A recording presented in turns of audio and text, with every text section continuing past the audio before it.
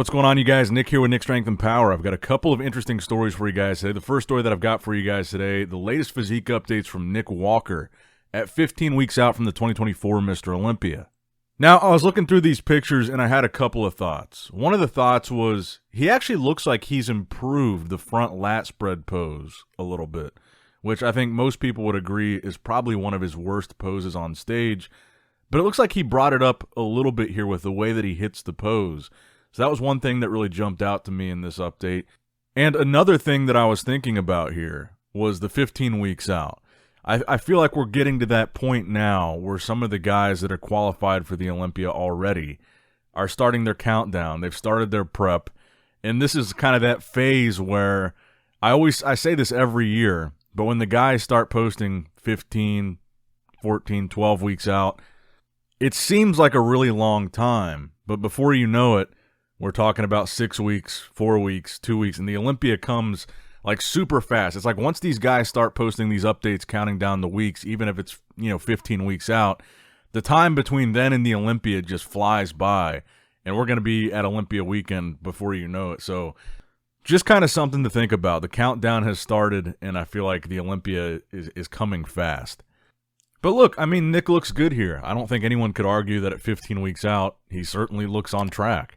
And I'm curious to hear what you guys think in the comments down below about how Nick looks here. But more importantly, where do you think Nick is going to place at the Olympia this year? As you already know, he wasn't able to compete last year in 2023. His last Olympia placing was top 3 in 2022. Made his comeback from the hamstring injury, won the New York Pro, which I think did give people some pause about how he's going to do at the Olympia this year because of the fact I just don't think it was the slam dunk victory that it should have been for him. It should have been like lights out, not even close.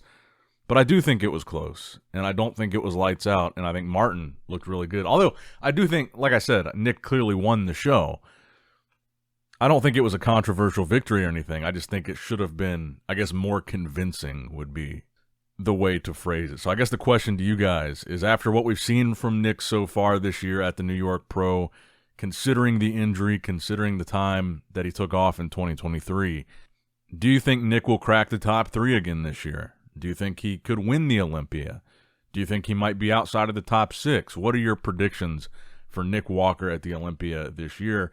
And that reminds me, we should go into the Olympia qualified competitors list. I don't think we've talked about it at all yet because for a while there weren't that many names on there. But now you've got a decent amount of names on the list. There's already 12 guys qualified, although some of them previous Olympia champions. You've got Derek Lunsford, Hadi Chupin, Samson Dauda, Theo Laguerrier, Rafael Brandau, Martin Fitzwater, Nick Walker, Tonio Burton, Akeem Williams, Brandon Curry, William Bonac, and Behrooz Tabani, which is actually a lot of names considering the fact that at last year's Olympia you had 17 competitors, so there would only be 5 more to match last year's. But we've got a lot of shows still between now and the Olympia. There's a really busy summer ahead of us of shows. And on this list already, you've got a lot of names that weren't there last year. Actually, I guess it could be almost half the names weren't there last year. Bonac wasn't there last year. Nick wasn't there last year. Martin wasn't there last year. Raphael wasn't there last year. And Behrooz, he was qualified, but he wasn't able to compete last year. And Akeem. Akeem wasn't there last year either, so that's half the guys. 6 of the names weren't even at the Olympia last year. So this lineup is already shaken up quite a bit, even just with the current qualified competitor list. And keep in mind, you're still missing names like Hunter Labrada, Andrew Jack, Regan Grimes was top 10 last year, Hassan, Michael Krizo, but he's not going to be competing for the rest of the year. Charles Griffin, another one. Nathan Diasha hasn't qualified yet. Neckzilla hasn't qualified yet. And I think people have already kind of forgotten about Good Vito, Vitaly Ugonikov. He hasn't qualified yet, but he came close in Detroit. Will he continue to compete and try to qualify? Let me know in the comments if I'm forgetting anybody, but there's still a lot of big name guys that could be top 6, top 10 guys that haven't even qualified yet. And also in the comments, what do you guys think about this list so far? Who are the standouts to you in this list for, let's say, top 3? I think Derek and Hadi are kind of the obvious ones to be in top 3. But also, I completely forgot about this. Big Ramy, where's he at?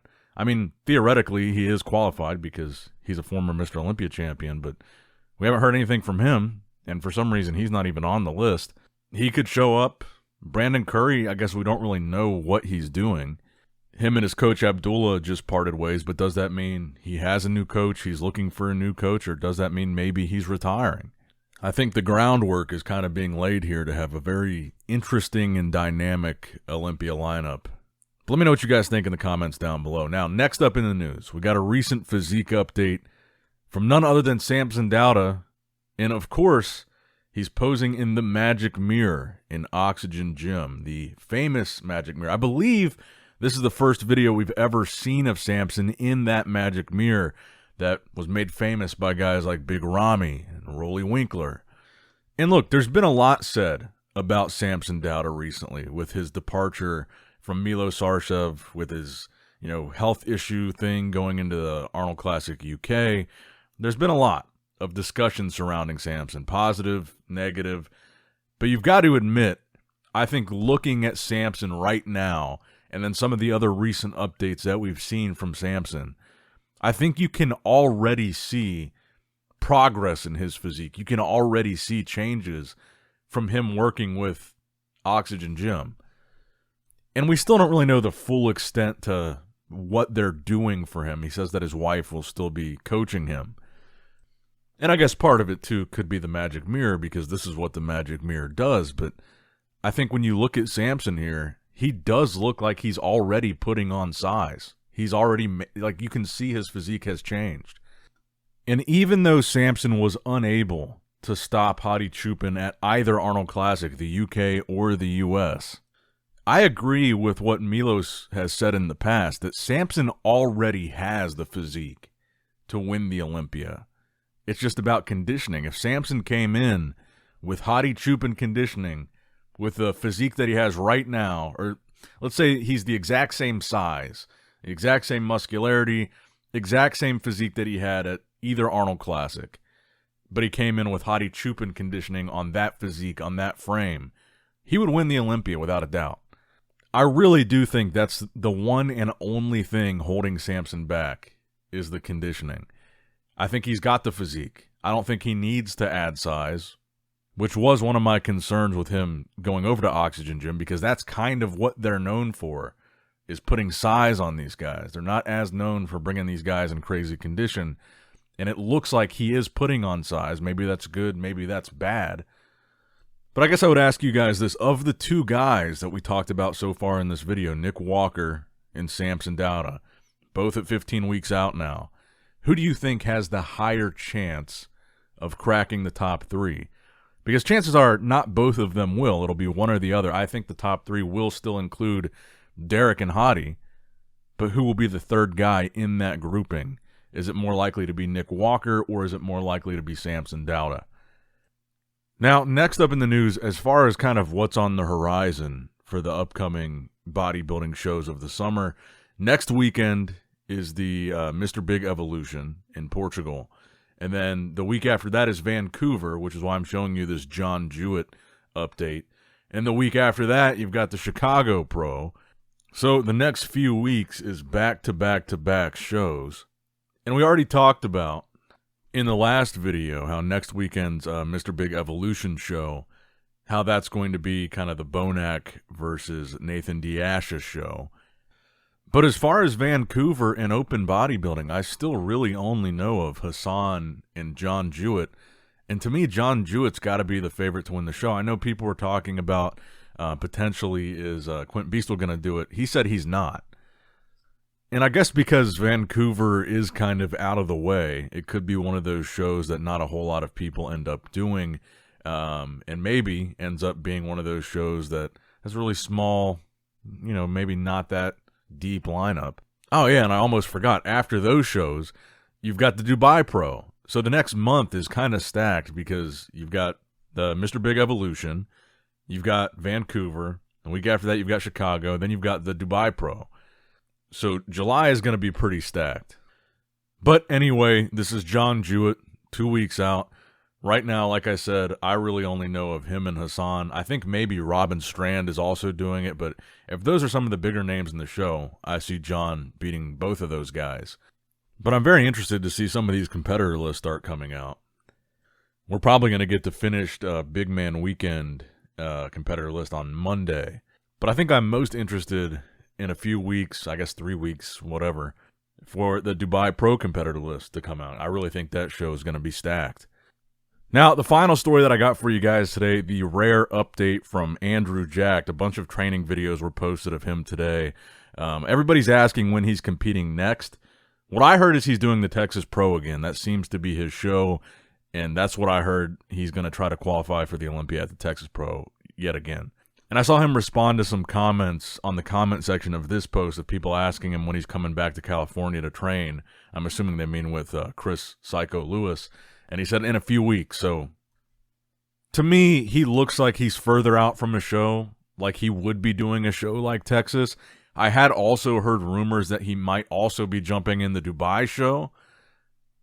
But then that would mean in this video he's 4 weeks out, and he just doesn't look 4 weeks out to me in this video.